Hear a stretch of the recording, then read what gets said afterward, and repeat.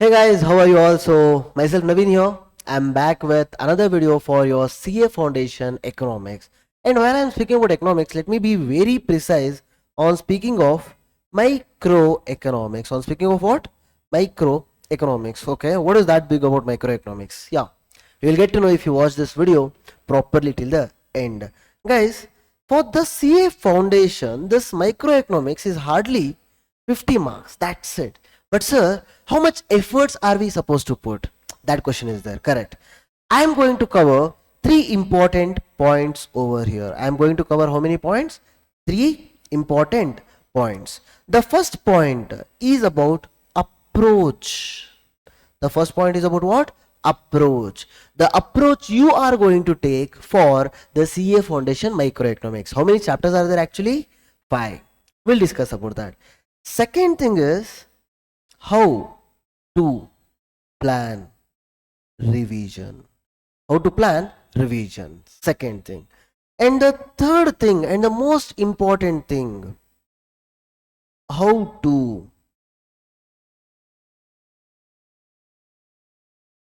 write exam. How to write exam. Okay. How come this is important? You may feel that, right? Like, sir, like how to write exam? Obviously, sir, this is MCQ. I'll say, Jai Balaya and option A, B, C, D. Okay, chalo, option B. After that, another option A, B, C, D, option C. No, bro. There's a method for that. You know the concept or you don't know the concept. But the way you go ahead and appear for your exam will increase your chances of passing by 50%. Can you guys even believe that? Yeah, let's try to understand that, but let's keep it very basic and simple and on point. Okay, so much of drama and all, let's not do. Okay, now if we start off with this approach, basically there are 5 chapters, all of us know it. Okay, but how do we divide it, guys? Chapter 1, it is about what, guys? Basics of economics. And also there is chapter 5, business cycle. Okay, I'll tell you, combine these two and give it a time of 2 days. Give it a time of 2 days. That's it. But if you hardly have some 10 days before your exam, let me tell you very clearly. For the basics of economics, not more than 3 hours, and for business cycle, exactly 1 hour. For business cycle, exactly 1 hour. That's it. After that, come to chapter 3. Theory of production and cost. For this, maximum time you can consider to give is 4.5 hours. How much time you are supposed to give? 4.5 hours. And after that, you have chapter 2 and chapter 4. Here it's about markets, and here it's about demand and supply. Guys, let me tell you very clearly, if you are a fresher, if you have not even taken a coaching, don't watch this video. This will not help you. You may think like, okay, whatever this guy is saying, and I'm just putting a proper information for those people who are planning to write their exams and not for others. If you're a fresher, for the first time you're pursuing CA Foundation, don't watch this video. Yeah. Now, for demand and supply, give a proper time of 4 hours, and for the markets, a proper time of 4 hours. If you guys properly observe, 3 plus 1, 4, 4, 8, 12, and 4.5, that is 16.5. Guys, let me straight away push it down to 17 hours. That's it. Now, sir, why are we dividing it like this into 3 parts? Hardly there are 5 chapters. You would have divided it into 5 chapters, 5 parts. Why are you doing it like this? I'll tell you the reason. See, chapter 5 is a standalone chapter. There is no connection with whatsoever you study with the other 4 chapters. And chapter 5, 1 hour is too much, guys. I'll tell you, in my classroom, whosoever has made the notes, you guys know it, it won't require more than 20 minutes of your time. More than 20 minutes is too much. That is the chapter. Yeah. Next, you'll start with chapter 1. And chapter 1, guys, considering it's basic, we speak a lot of about this socialistic economy, mixed economy, capitalistic economy, human wants, central economic problems, all these things we are supposed to discuss, right? Whatever it is, 3 hours will be more than enough. And I'll tell you, for whatever you do in economics, pointers, pointers, pointers. Okay, have your notes ready, whatever it is, I don't care, but keep your notes ready and available. As long as you're doing that, right, every other thing will be properly taken care. I don't think so you should be even worrying about it. Yeah. Next thing is theory of production and cost. Guys, I'll tell you again my personal recommendation. If at all I should prioritize them, this is my first priority, this is my second priority, and this is going to be my third priority. If at all I should say, sir, like for which one I should focus more, where I'm supposed to spend more time, that is chapter 2 and chapter 4, and the second one chapter 1 and chapter 5, and the third one chapter 3. Sir, does that mean theory of production is not important? No, no, no, that is important, but considering you are covering one, this is kind of half covered already. Don't even worry about it, you'll be able to take care, provided you have completed your classes, at least you have done a proper reading for once. If you have not done, I'm not responsible. Yeah, this is the approach you are supposed to go with. And guys, just a day before exam, how you are supposed to approach, if at all I should say that, let me give you a proper idea, that is how to plan your revision. For example, you complete one paper, this will be your last paper, so while you come back after your maths paper, I don't give a damn how this paper went. It went good, it went bad, none of our concern, guys, but you have next paper, that is economics, that is very important for you. Okay, and for this there's still macroeconomics, let me make another video for that, but prior to that, for this I can't give more than 6 hours. 6 hours is the max. 6 hours is the max. So how exactly I am going to take this approach, I'll tell you. The day you come back after your exam, the first thing you are going to do is sit for these two. Sit for these two and spend a solid 1.5 hours. Spend a solid 1.5 hours. That's it. For these two chapters, sir, such a big chapters, yes. Just a day before exam, nobody will open their textbook and they're like, okay, what is demand? Law of demand. Nobody will do that. You should be very quick. 1.5 hour, khatam karne ka. No more drama on this.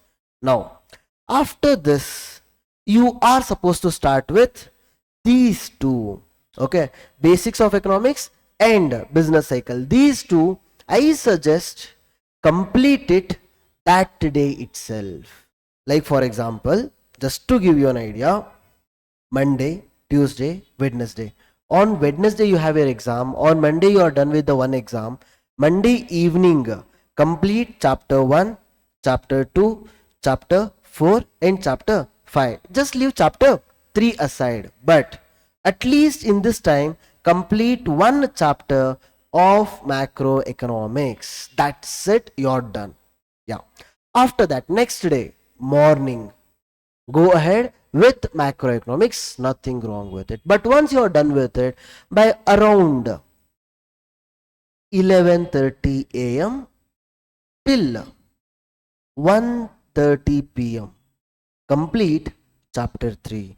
Sir, how come you are giving 2 hours for one chapter, whereas you gave only 1.5 hour for chapter 2 and chapter 4? Yes, I know it, but I'll tell you why. Why I'm giving 2 hours? Because already you're exhausted. You're also studying macroeconomics since morning. So it's okay, even if you can push a little bit, please push, but complete chapter 3. If you are done with this, guys, you're sorted. All that I ask you in the last is, next day, again on Wednesday when you have your exam, while you go to the exam hall, just before that 1 hour in prior, just take chapter 1, chapter 3 and chapter 2. Revise it for 25 minutes. How many minutes, guys? 25 minutes. If you are able to do this, trust me, for this 50 marks, I can easily guarantee you 35 plus. Please don't ask me more than that. This is all I can promise. That's it. Yeah. How to plan your revision is done. How to write your exam, guys? I believe all of you guys know this probability. Okay. How many options do we have? 4 options in one question.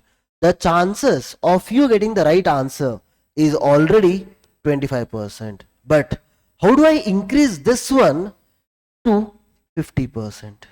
That's an interesting question, right? But let's not directly jump over here. Let's first try to settle with 33%. Guys, out of the 4 options, A, B, C, and D, make sure which option is not the one. For example, majority of the times, none of the above, that will not be the right answer. Just cancel it off. Now you have 3 options. The chances of you getting the right answer is now 33%. Now let's try to increase this to what, guys? 50%. How do we do it? Out of these 3 options, just try to find the odd one out. If at all you are able to find that much right, trust me, you are sorted. Which means out of the 2 options, you find any one, the chance of you getting the right one is 50%. And the first basic rule, which you are always supposed to remember, if there are 100 questions, you can't say, sir, there's negative marking. So if I know, I'll write. If I don't know, I'll drop. No, that is not even the option. Beka, bedwa, sambandha illa. But 100 out of 100, all the questions you are supposed to attempt. No matter what, you are supposed to attempt. Why? I'll tell you. Let's say you attend all the 100 questions. Out of that, 60 questions are correct. Let's just keep it aside. 60 questions are correct. Other 40 questions, Jai Matadi anta heli answer madidira. Out of this 40, worst to worst case, 10 questions are correct. Worst to worst case, 10 questions are correct. 30 questions are wrong. 30 into 0.25. How much is this, guys? 7.5 marks. 10 minus 7.5 is how much? 2.5. So 60 plus 2.5. That is how much still? 62.5. This will help you in the total aggregate. Why do you even want to lose it? And please don't come and give me this gan. Sir, what if all the 40 questions are wrong? Sir, not going to happen, sir. You go and ask even the dumbest of the dumbest person, even if he simply selects option A, B, C, D, whatever he wants, still there will be some 10 to 12 questions which are going to be still right. Why are you worrying, boss? Understanding this? So be very confident about it.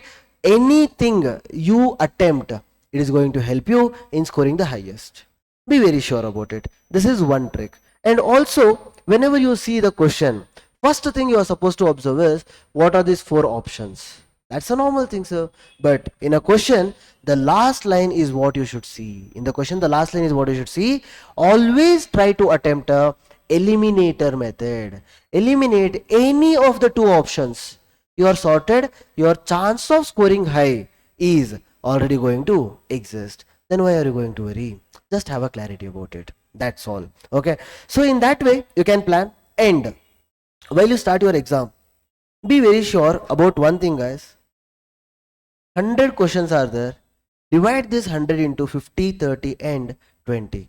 These 50 questions are important one, 30 are difficult one, and 20 are very difficult one.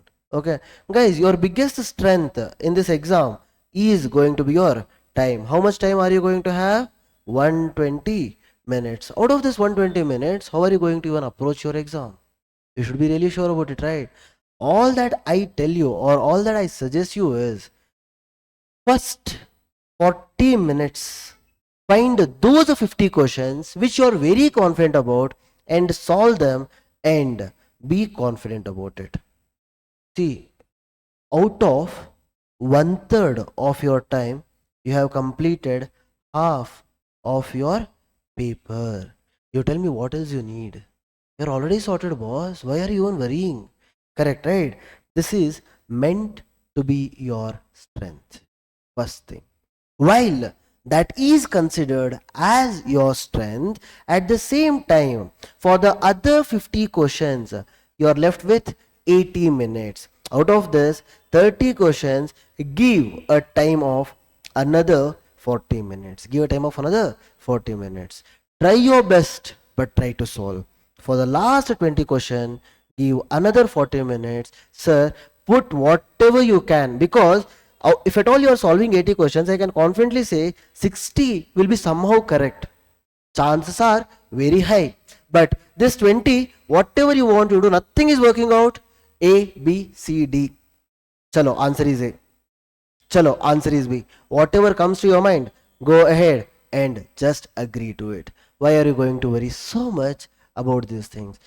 Apply this, trust me, you will be happy. And if at all you are able to get a good marks, what you are supposed to do? You are supposed to come back to us, tag us at iProledge, okay, and share your marks in the month of November. But before that, as usual, you can subscribe to us. If at all you like this video, make sure that you're going to put one comment, because our team is going to put a lot of efforts behind bringing one video, and hopefully that will help you. Thank you so much, guys. See you in the next video. Until then, keep watching iProledge and keep learning, because that's what keeps you ahead. Thank you.